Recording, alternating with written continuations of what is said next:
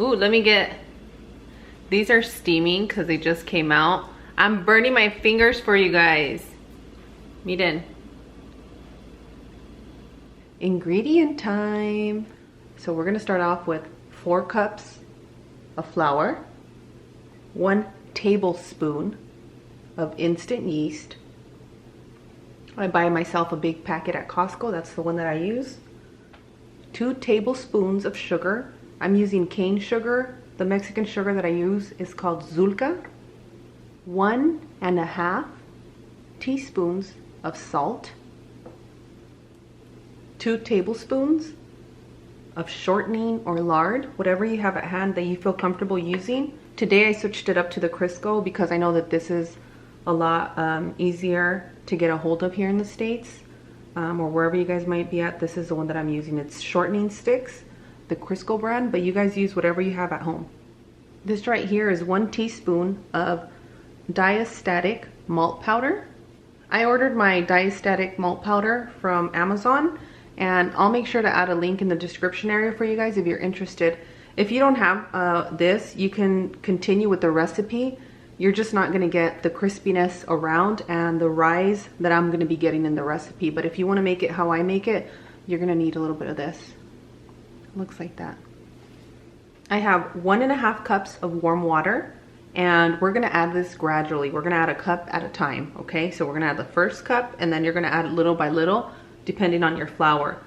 If your flour needs a little more moisture, we might need a little bit more water, but I feel comfortable starting with 1.5 cups. I also have a cup of extra flour for kneading, for dusting my board. And now that I have given you the correct measurements, let's get started. I'm gonna start off with our flour, our 4 cups of flour. I'm gonna add my salt, my Diastatic malt powder. And here's what we're gonna do, okay? I'm gonna add a little bit of warm water here. I'm gonna add a little bit of the sugar. Pour like half of the sugar in this combo. And your yeast.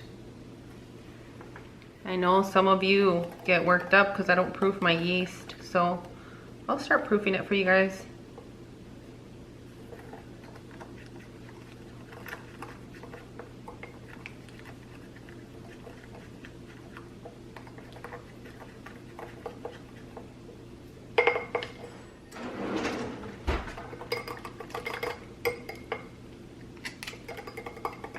I keep my yeast in my freezer. I'll show you guys the bag real quick so you kind of have an idea of what I do.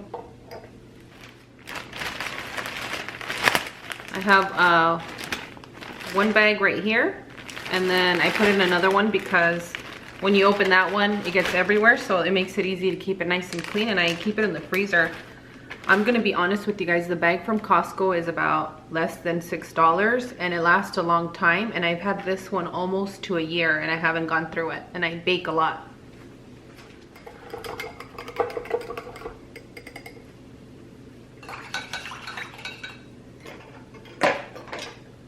If you see my water got muggy, it's because I cleaned my whisk in here. Okay. So now we're gonna add our sugar to our content. Mix them around.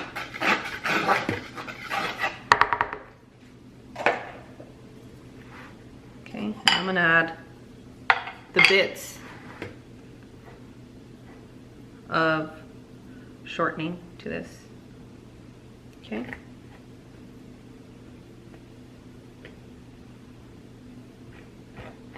I'm gonna crumble them up together here so that when I put the warm water, that's the part that's getting melty first. Okay. So I'm gonna go ahead and add half of my water.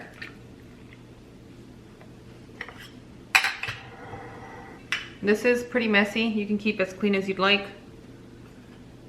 I'm already bubbling up here. I have a little thin layer. I know that this is gonna rise and it's gonna work. And the Diastatic powder is gonna help give you the rise that you're looking for if you have a difficult time rising your yeast. This recipe is usually made with like some type of a wheat flour. a really refined wheat flour. But for me, I keep my recipe simple with the all-purpose. I'm using the Gold's flour. That's the one that I always tend to use. And I have a good balance. My family can't digest those straight up wheat options, so this works for my family. But if you're gonna make them out of wheat, go for it.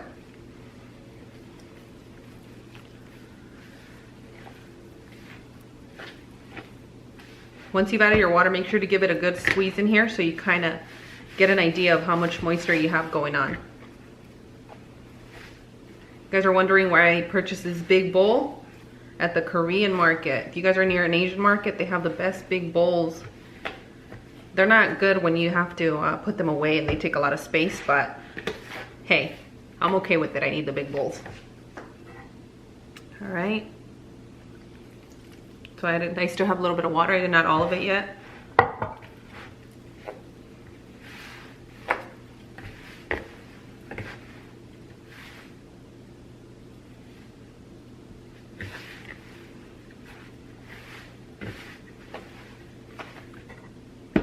All right.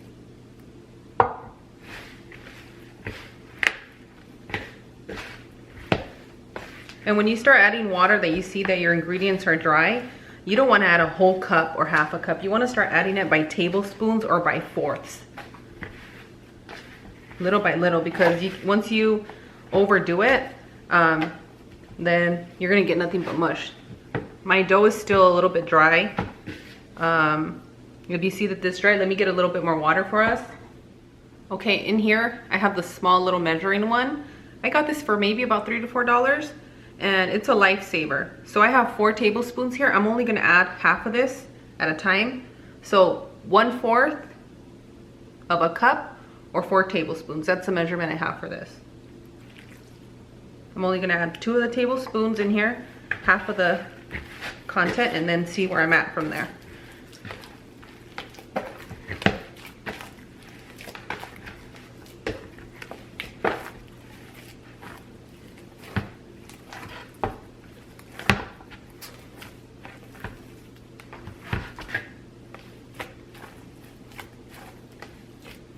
Yeah, I'm gonna add a little splash more and work it in and see where we're at that point.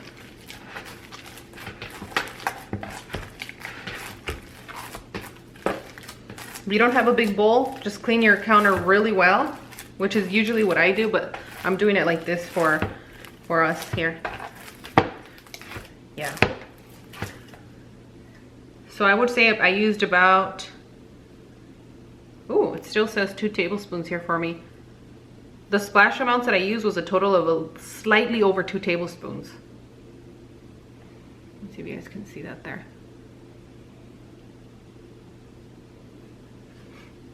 And if you guys don't know how to measure on measuring cups, let me know, because there's a technique to measuring on measuring cups that you can actually end up using more than what you pour if you're looking at it from the top. All right. I'm ready to transfer over, so I'm gonna sprinkle some flour.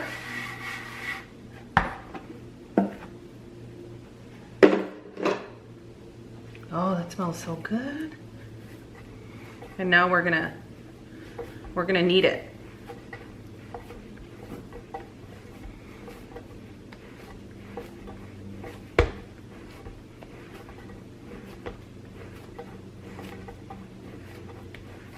So when I took it out of the bowl, it was sticky. And now, if you come in here, just a little more kneading, we're getting to what we want. And when you knead, we want you to press it down and pull it a little bit. Okay, and roll it back up. What helps me get into it, push it out, bring it in. Push it out, bring it in.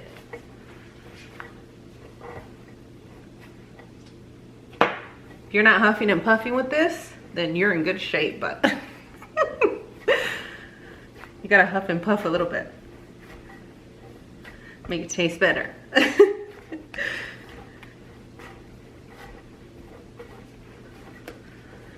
I appreciate all your guys' feedback in the comments. If you guys don't tell me, I don't know. I don't want to disappoint you guys. So please let me know what you guys need from me, so that way I can adjust in videos.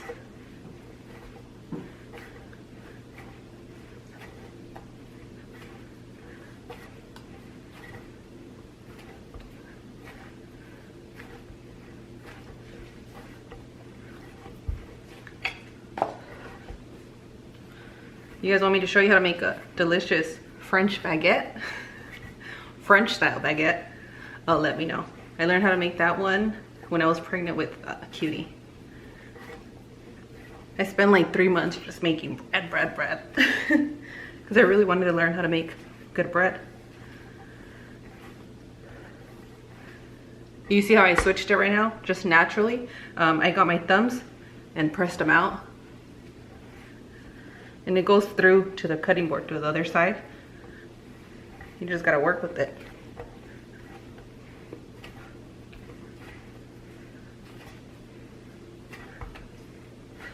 Ooh, it's feeling nice. Okay, so this last one, before you roll it up into the little one, you're gonna get it right here. Press it, bring it back, and tuck it in. And you're set. So let's do that again, okay? Let me mess it up so that you guys know what we're doing. All right, so we're gonna press it out, bring it back, press it out, bring it back, tuck it in. We're set there. Grab the Crisco, put it on your hands. Tap it all the way around so it doesn't dry for us. This bowl, or whatever bowl you guys have, get your hands in here and just rub all the oil around so that when it doesn't stick as it's rising. You can put a towel over it, you can put saran wrap, you can put a plate over it. For me, it's easier with saran wrap because if it sticks to it, it just comes right off. And what we're gonna do, I'm gonna let this set in my oven. My oven has not been turned on yet. I'm gonna turn on the light and I'm gonna leave it in there for 45 to 60 minutes. We want it to rise and double in size. So you guys will see what I'm talking about. And I'll see you guys in a minute for the next step. Ooh, look at this. I kept mine in for 45 minutes. And this is what we have, a nice, it's so soft to the touch. It's really soft, guys. That's satisfying. All right, so I'm gonna dust a little bit of flour that I have here on my board. Look at how soft that is. This is gonna be a beautiful bread. A beautiful bolillo. So now, this is where we're gonna see what size we're gonna do for them. So let me just start cutting, okay?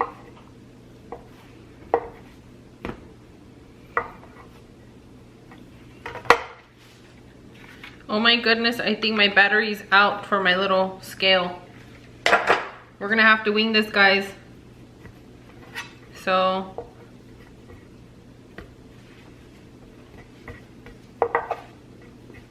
make them like that. A few little ones. How about we do this, okay? Hope you guys don't get mad at me. You're just gonna make them into a nice little ball, and it's soft enough and very forgiving where it just turns into a ball for you.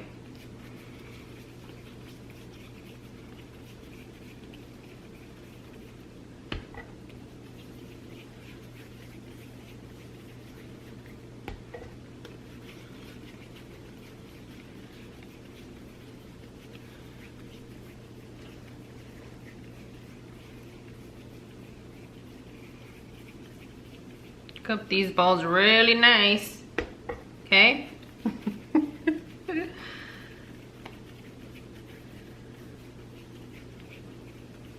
If you're at this step and your dough is really hard and tough, it's not supposed to. It's supposed to be super soft.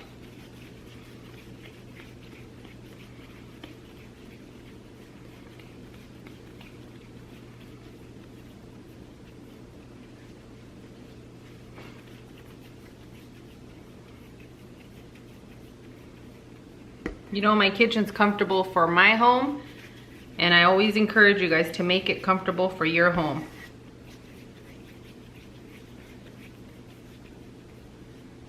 Okay. I think these are about the same size. These are a little bit different. This one's gonna be the size of those.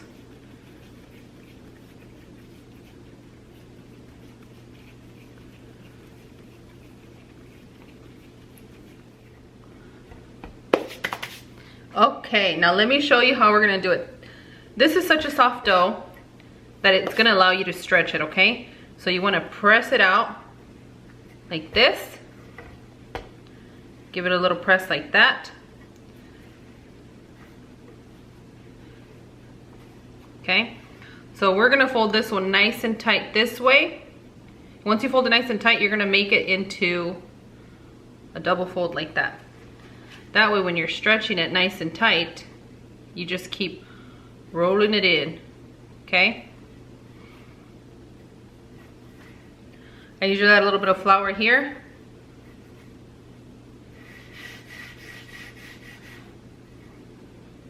Not perfect with these, but it's gonna work. Put it to the side.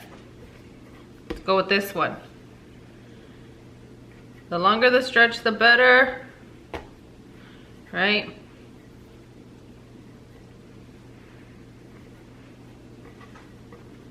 Can you guys see this? Let me go this angle so you guys get a better look. So we're gonna roll it up nice and tight here. Fold this side in, this side in. Roll it, because you want this bread to be nice and tight.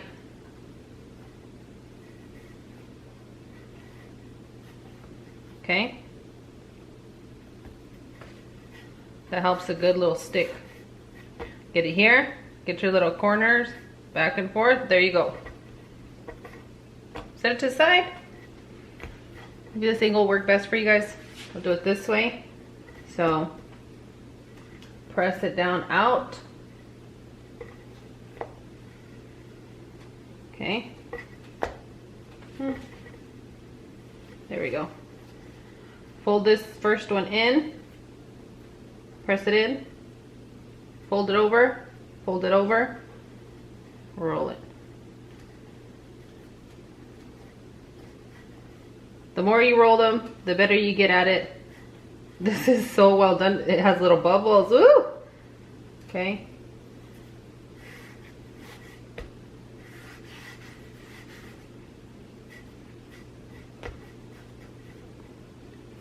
There we go, until you shape it up however you want.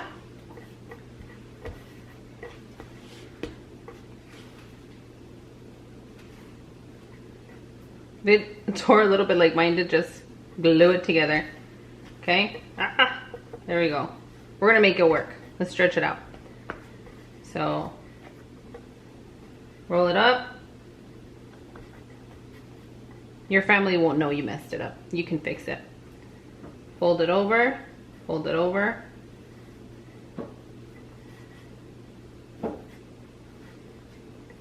Self-taught, guys.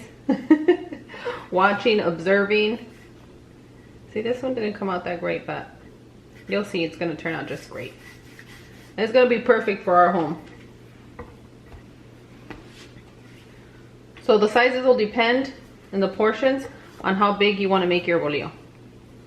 Okay? However you find that you can stretch it this way, that way. So let's give it a little roll like this. Hold it in, and keep doing it tight.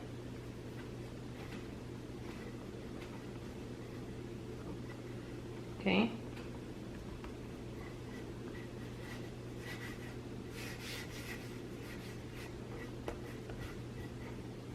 I remember when my mom first made the bolillos, I was like, oh my goodness, how cool.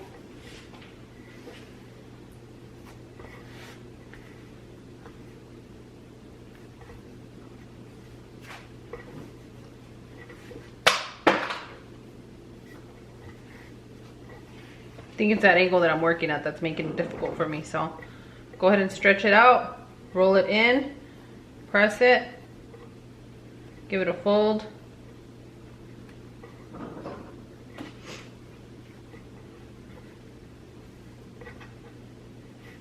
This might not be my prettiest one, but keep rolling it.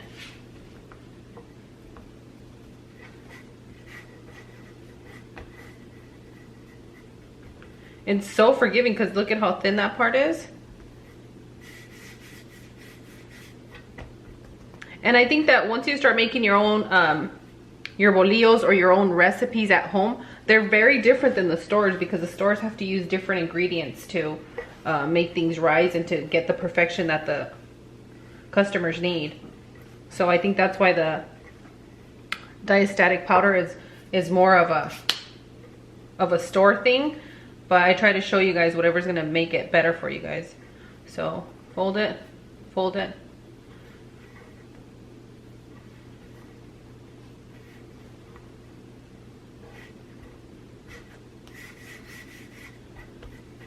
Okay. What we're gonna do, we're gonna transfer them over, and you wanna put these on a parchment paper because you might cause it to burn on the bottom. And for me, I get distracted often, so I make sure to have the parchment paper.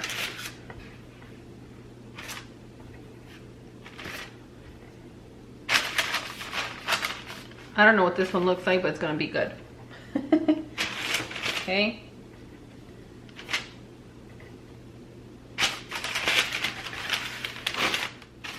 Fit them to where they have their space to rise properly. And what you're gonna wanna do here is you wanna get the sharpest knife that you have. If you have an X-Acto knife, if you have a baker's knife to cut, go for it. You're gonna do a quick slice, okay? And be quick with it. Don't overthink it, just go for it. Now, if you wanna add a different design, you can do a double cut like this. And what we're gonna do is I'm gonna put them in the oven with the little light on, and I'm gonna let these set here for about 20 to 30 minutes. So I'll see you guys then. Okay, Views Club, I've let the bolillos rise for about 25 minutes, so you can go with 20 to 30 minutes depending on when you're ready. Make sure your oven is set to 400 degrees. We're gonna bake the bolillos at 400 degrees for 10 minutes. And pay close attention because this step is really important. After the 10 minutes, you're gonna switch your oven temperature to 375 degrees, and you're gonna cook them for about 6 to 8 minutes. You're gonna want them to go more of a golden brown color.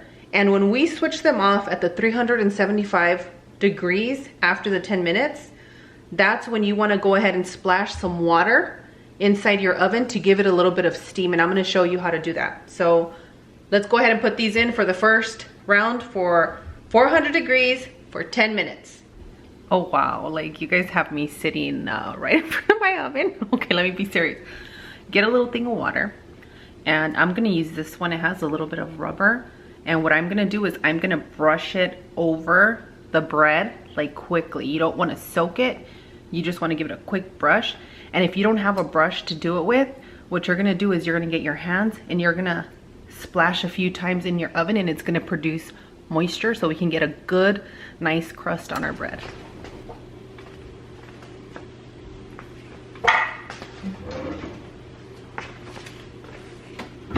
Okay, I'm gonna switch the temperature right now to 375, and I'm gonna do a quick brush. Dip it, quick brush. It already has a good crust, sorry. Crush, I'm crushing on this bread. All right, I'm gonna move that one aside a little bit.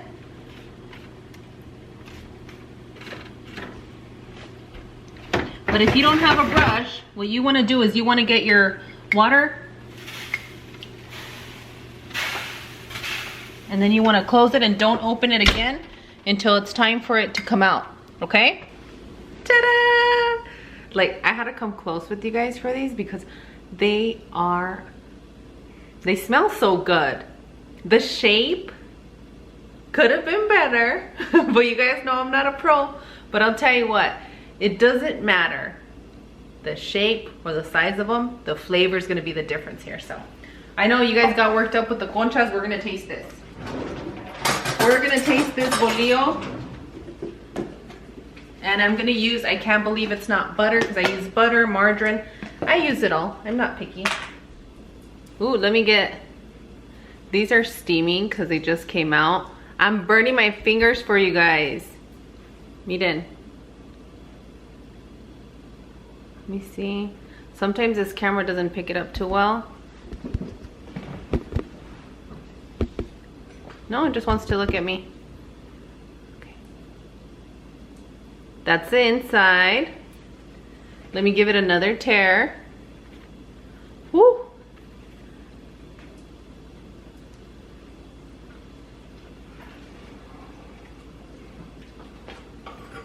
I'm tooting my own horn, okay? Oh my god, it's so good. Obviously, you should let them set for a little bit, o se me van a empachar. So, what does empachar mean again, Claude? In English? Get backed up? Yeah, people get backed up. I don't know. I don't know what it is. So, with a little bit of butter. This is the same bread you can use to make your tortas. The same bread I use for the menudo for breakfast. Punky, you want to come try this? Sure.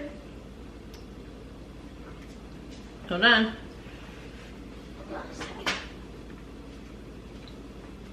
Oh, so you can trick everybody that you're taller? Yeah. Yeah, come here, come here. Look at them.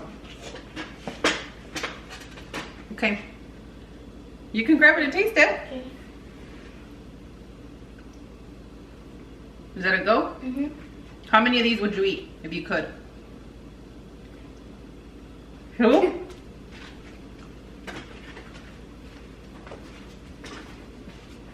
I think we did great, guys.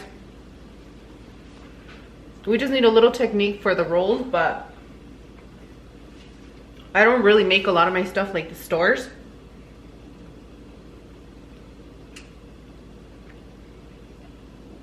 But the flavor, exactly how I made it, you guys are not gonna miss out. You're gonna be proud of yourselves and it's gonna taste better than the store, straight up. My tip to you guys, they're gonna take about, that second round at $3.75, they're gonna take about 7 to 10 minutes. If you see that the bread looks a little bit white, add another 3 minutes and eyeball it. Watch it so that it doesn't burn. Should look like that on the bottom. This is ready. You can even make it into a little hot dog bun. You guys are set. If you guys love this bread, give me a thumbs up.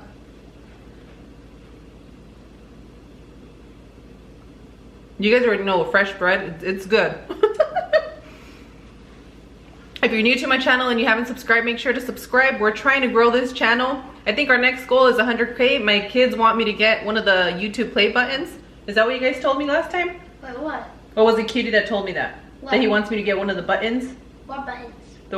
It wasn't him, it was Kijun. I'll bring him in for our next recipe. But my boys want me to get to 100K. They want me to get a play button and I gotta impress these kids. You guys already know me. So make sure to subscribe, click that bell for notifications. Keep, oh. Wait, yeah, the first. You gotta give them a dance, I'll sing it. You can ring the bell. Bell. Ring my bell. Keep your comments coming, I love them. I love interacting with you guys. And I really appreciate how helpful you guys are being because I know that sometimes I'm thinking something else and something else comes out, but my recipes are solid, all right? So make sure you leave your comments. Keep your requests coming. And I'll see you guys on the next one. Bye. Adios. There.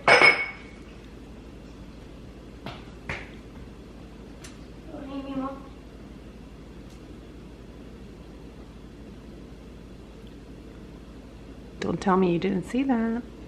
I know you guys can see it. Okay, what were you asking me yesterday that I needed to get?